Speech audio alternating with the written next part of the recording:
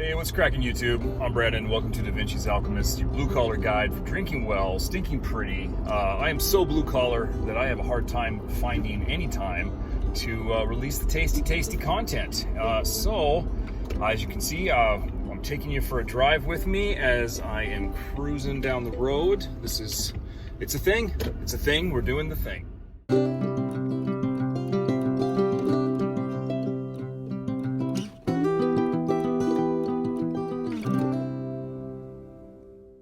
So normally when I do my videos, if you're new to my channel, you probably don't know this, but normally when I do my videos, I spend a little bit of time with the creativity and whatnot in the editing.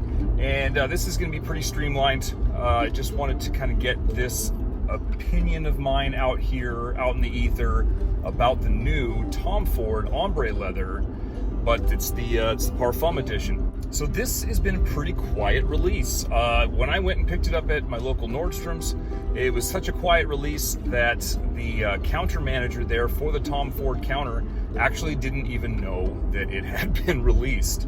They had to go track it down for me in stock, and I was able to get it, test it out, decide if I wanted to buy a bottle, which I did, and then bam, I now am in possession of a bottle of the new Parfum. So as you can see, it is the same beautiful black bottle. It's got a white label this time. Those are the only physical differences.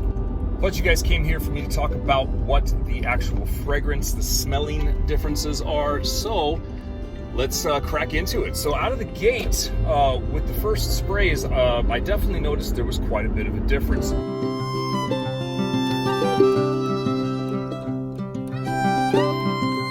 The original EDP has this nice, comes out pretty punchy with the leather, that sweetness, that raspberry sweetness. But this new one, this Parfum edition, that sweetness is really toned down in my opinion.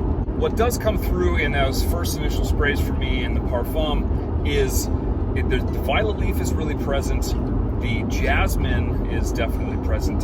That violet leaf in the beginning gives it all the bit of that petrol accord, especially because it's mixed with this jasmine that kind of comes off a little bit indolic. The leather is a little bit less pronounced.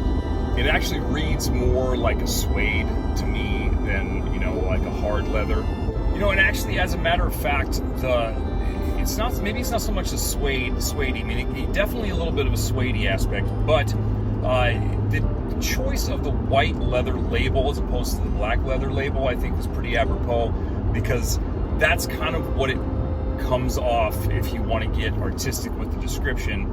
It's definitely more of like a white suede leather as opposed to a black leather, like just a stark black leather like it is with the EDP. So the Parfum's got that white leather, white suede leather texture to it. That hard leather aspect is one of the things that I really love about the Eau de Parfum. I got the Eau de Parfum on my right hand. I got the new Parfum on my left hand. And I have been testing this out for a couple days. This is basically kind of my first impressions in a way. This is definitely not a like a full in-depth review. This is just kind of me putting this out here as, hey, this is, to me, it's different. I know that a lot of questions on some people's minds will be, is this that much different from the EDP? And me personally, I happen to think so, yes. Parfum, less sweet, definitely more polished, in my opinion. It has this very well-rounded, polished feel. There's iris in this that I detect. Gives it actually, when it starts to dry down, it gives it this lipstick vibe, almost, not quite, a little bit of a textural lipstick vibe. It's not super pronounced like a Dior Homme type thing. It's just a little bit of background texture. This new Parfum edition does not pop off quite as intensely as the EDP. That EDP has that, it's got that punch, that noticeability to it. And the Parfum is quite a bit softer. Sets a little closer to the skin. Still gives you a nice personal air bubble, which for me is the only thing that really matters. But there is still that same vibe, that same like DNA that you get with the EDP of Ombré Leather. You get the leather, you get that jasmine, you get that powder, slight powdery kind of creaminess, almost a little bit in the texture. Welcome to Oregon. Mainly for me with the Parfum, like I said before, you get that violet leaf feel. It's not super strong with that petrol vibe from it, but it is a little bit there. You get a softer leather, a more well-rounded leather.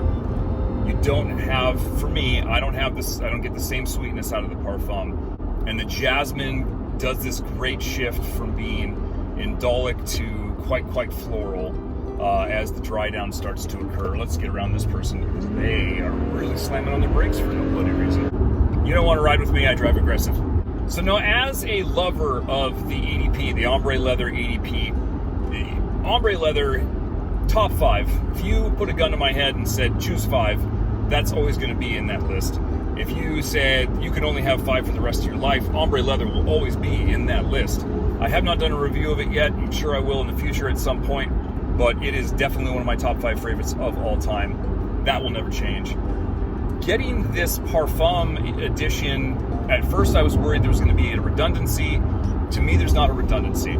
To me, the Parfum wears so much more versatile than the EDP. I have worn the EDP in some pretty intense situations. I've gone to like a wine tasting, and people were turning their heads as I walked past, making comments. Nobody actually made comments to me, mind you.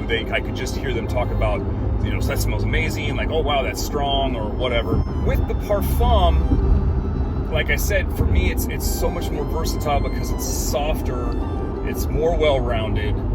I feel like the Parfum is something that if you're a little bit gun-shy about the EDP, that you're gonna, you could enjoy it more. If you are a person that has smelled the EDP and thought, oh, it's a little intense for me, maybe it'd be a good idea for you to go check out the Parfum, because to me, it's like I said, it's more well-rounded, it's softer, it's a little bit more approachable.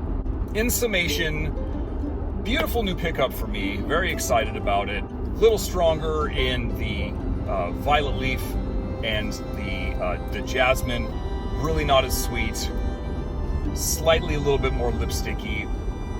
At the tail end of the dry down, at least on the tester strips that I sprayed on like a day and a half ago, they both still have that similar, the DNA. They almost both come together as that original DNA, because the EDP softens out a little bit more over a 26-hour period, 28-hour period, and the Parfum, also does the same thing. It rounds itself out.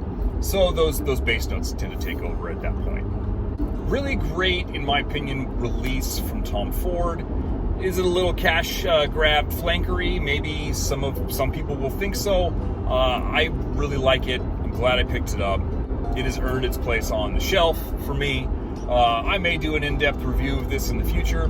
Not sure if I will. Crazy to me that it wasn't like a hugely announced release. It just kind of crept out there out of the blue.